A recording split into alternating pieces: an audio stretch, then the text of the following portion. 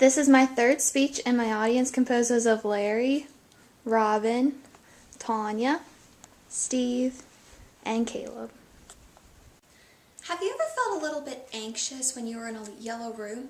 Or have you ever felt a little bit more calm when you're exposed to blue? Artists and interior designers have unlocked and understood how color can affect moods, feelings, and the emotions of people. Colors have the association with high blood pressure and even high metabolism. Color has the potential to have a lot of different effects on people. Andrew Elliott and Marcus Mayer, who are the leading researchers on color psychology, have said that surprisingly, little theoretical or empirical work has been conducted to date on the influence of color psychological functioning. And the work that has been done has been driven mostly by the practical concerns and not scientific rigor.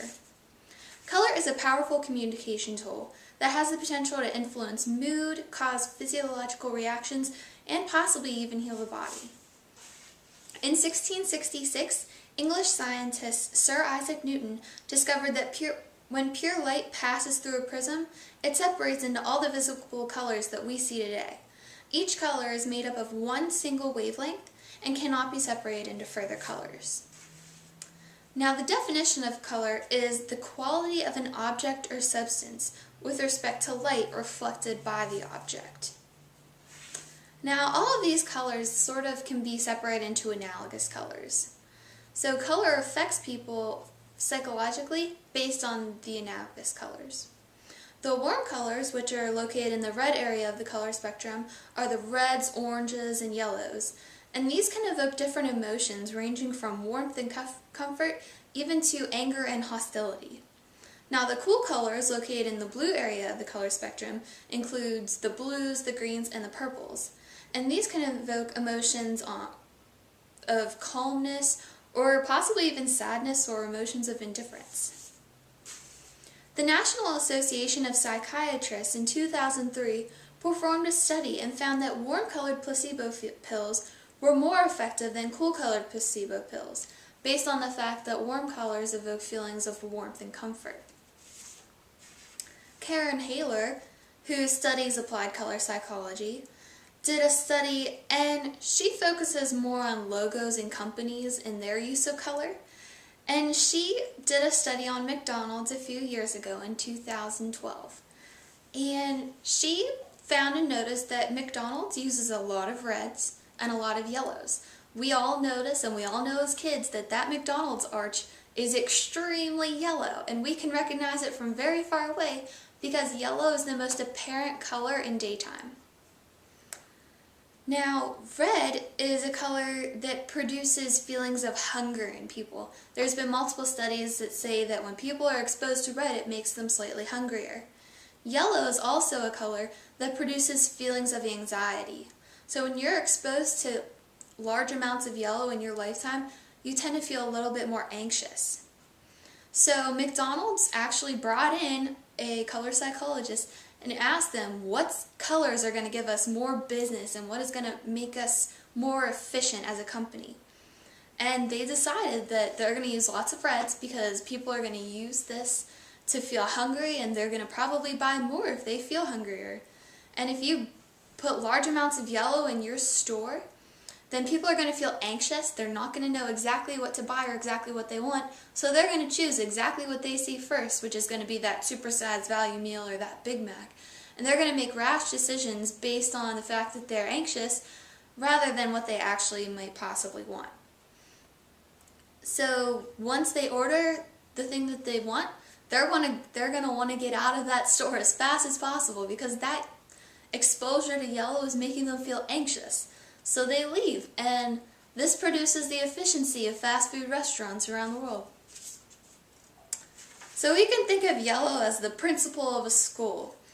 Even though it has warm and helpful, heartfelt intentions like the warm colors do of the color spectrum, it makes everyone sweat and feel a little bit anxious when it's around or people are around it too much. With my personal experience of color psychology, I found that color affects the ability to do well on tests. In my junior year of high school, I took advanced placement physics, and I noticed that my teacher always put our tests on light blue paper. One day I asked him during class in front of everyone, just as a rash question, I said, "Why are all of our tests always on blue paper as opposed to the regular white or pink or yellow or what other colors he had available to him?" He explained that he'd done self-experiments a few years back, and he found that the average score on the same exact test on different colored paper varied. He did the same test for every single class that he had on a different sheet of paper. He used green, pink, blue, and yellow. He found that the students who had the exact same knowledge and had the exact same test did worse on a yellow test than they did on a blue test. That made me think a little bit, because I know a lot of teachers who hand out yellow scratch paper and even yellow tests, and standardized tests even hand out yellow scratch paper. Are they actually trying to make us anxious on standardized tests in high school? Or were they just out of every other color and decided to use yellow? So he was actually trying to make us feel calm on our tests, and as high school students that was a little bit more reassuring. Color is also sometimes used to heal the body. In ancient cultures of the Egyptians and the Chinese, they practiced chromotherapy, which is the use of color to heal. There were also various other names like light therapy or colorology, and this therapy is also used today as a holistic and alternative treatment for people who are either ill or have a certain illness. Now, different colors have the ability to heal the body in different ways. Red and different herbs or plants that are different colors have the ability to heal the body. So plants and herbs that are red have the ability to stimulate the body and mind to increase your circulation. Orange things have the ability to heal your lungs and increase your energy levels. Yellow has the ability to stimulate your nerves and produce and purify your body. Blue has the ability to soothe your illness and treat specific pain on your body. Indigo has the ability to alleviate skin problems like acne. And green has the ability to alleviate itchy or irritation on your skin, which actually sometimes prove to be true because there are some herbs that will alleviate skin irritation when you're exposed to poison ivy. So in 2003, the University of North Carolina did a campus-wide study to find out the favorite color of girls and the favorite color of boys. And they found that 35% of girls chose blue as their favorite color, 23% chose purple, and 14% chose green. So it seems like 35% of girls are a little bit more calmer than the others.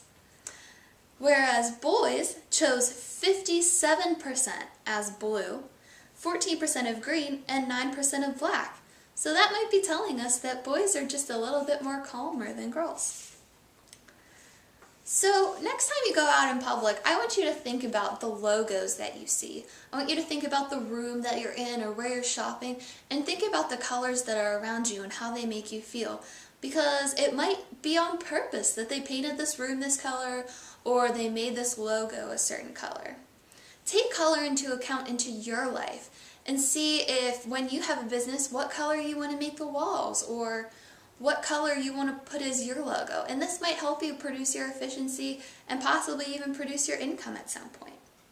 Color has the ability to influence people's mood, cause physiological reactions, and heal the body. So take color into account. Thank you.